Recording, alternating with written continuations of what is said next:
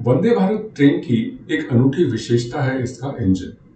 यदि आपने भारत में ट्रेन से यात्रा की है, तो आपने देखा होगा कि ट्रेन के इंजन सामान्यतः सामने से सपाट होते हैं, लेकिन वंदे भारत के इंजन का आकार बहुत अलग है।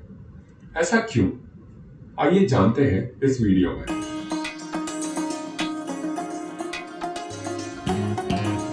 जैसा कि हम जानते हैं, पृथ्वी के वातावरण में सर्वव्यापी है वायु या हवा। किसी भी तरह की चलायमान वस्तु की गति का विरोध यह हवा करती है। जब हम इस हवा के विरुद्ध जाते हैं तो हमें अधिक ऊर्जा व्यय करनी होती है। इसका एक उदाहरण है हवाई जहाज। जब हवाई जहाज तेज हवा की दिशा में चलते हैं तो वे कम ईंधन व्यय करते हैं और उनकी गति भी अधिक होती है, हवा के विपरीत चलने की तुलना में। एयर इंडिया की दिल्ली से सैन फ्रांसिस्को जाने वाली उड़ान वह रूट अपनाती है जिसमें इसे 1400 किलोमीटर अधिक चलना पड़ता है, लेकिन यह रूट हवा की दिशा में होता है, जिससे कि इस यात्रा में इसे 2 घंटे कम लगते हैं और स्वाभाविक है कि ईंधन भी कम व्यय होता है। विमान की अपनी गति लगभग 800 किलोमीटर प्रति घंटा होती है।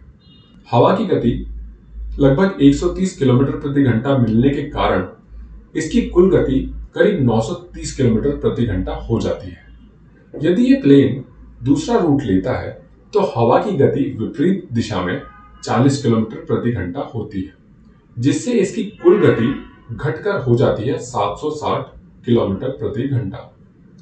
इससे स्पष्ट है कि किसी भी गतिशील वस्तु पर हवा का असर निश्चित है। वाहन की गति जैसे जैसे बढ़ती है, हवा का प्रतिरोध भी बढ़ता जाता है। इससे पार पाने के 2 उपाय हैं। पहला है हवा के प्रतिरोध में अधिक बल का प्रयोग, अर्थात गाड़ी में अधिक शक्तिशाली इंजन लगाना, लेकिन ऐसा करने पर निश्चित ही ऊर्जा अधिक व्यय होगी। दूसरा उपाय है वाहन के आकार को इस प्रकार बदल देना कि हवा का प्रतिरोध कम से कम हो। विज्ञान की एक विशेष शाखा में इस विषय पर अनुसंधान किया जाता है कि हवा का गतिशील ठोस वस्तुओं पर क्या प्रभाव होता है। इस शाखा को एरोडायनामिक्स या वायुगतिकी कहा जाता है। इसके अंतर्गत किसी भी वाहन या चलायमान वस्तु के आकार पर अनुसंधान किया जाता है, जिससे कि वायु का प्रतिरोध सबसे कम हो।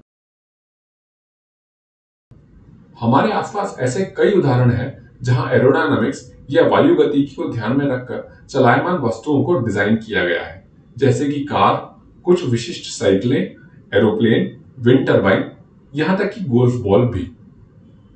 जैसा कि हमने पहले देखा, किसी भी वाहन के लिए हवा एक दीवार की तरह प्रतिरोध का काम करती है। जैसे जैसे स्पीड या गति बढ़ती है, वैसे ही प्रतिरोध भी बढ़ता जाता है। जितना प्रतिरोध 55 किलोमीटर प्रति घंटा की रफ्तार पर होता है, 110 किलोमीटर प्रति घंटा की रफ्तार पर पहुंचते पहुंचते ये प्रतिरोध 4 गुना हो जाता है। यदि वाहन का भाग जो हवा के विपरीत होता है वह सपाट हुआ तो हवा का प्रतिरोध सर्वाधिक होगा।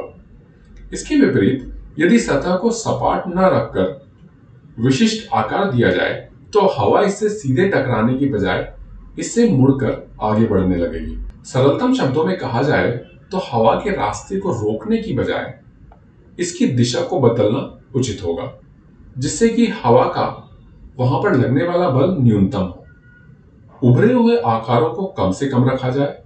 इसलिए आप देखेंगे कि कार को यदि सभी शीशे बंद रखकर चलाया जाए तो उसका माइलेज भी अधिक होता है।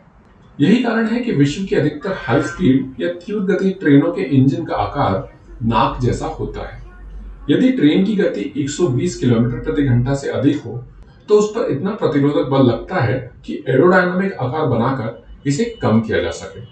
इससे कम गति पर इस आकार का कोई विशेष लाभ प्राप्त नहीं होता। भारत की शताब्दी या राजधानी ट्रेनें 120 से 130 किलोमीटर प्रति घंटा तक की स्पीड पर चलाए जाने के लिए डिजाइन की गई हैं और अन्य ट्रेनों की गति भी इससे कम ही है। वंदे भारत ट्रेन को 180 किलोमीटर प्रति घंटा के लिए टेस्ट किया जा चुका है। इसके आगामी स्वरूप 200 और 220 किलोमीटर प्रति घंटा की गति तक पहुंचने की क्षमता रखेंगे। इसके साथ ही वंदे भारत का एक्सेलरेशन भी अन्य ट्रेनों से अधिक है। इन्हीं कारणों के चलते वंदे भारत ट्रेन में आपको ये अनूठा आकार देखने को मिलता है। आशा है ये वीडियो आपको पसंद आया होगा। यदि हाँ, तो विज्ञान जगत को अवश्य लाइक और सब्सक्राइब करें। धन्यवाद।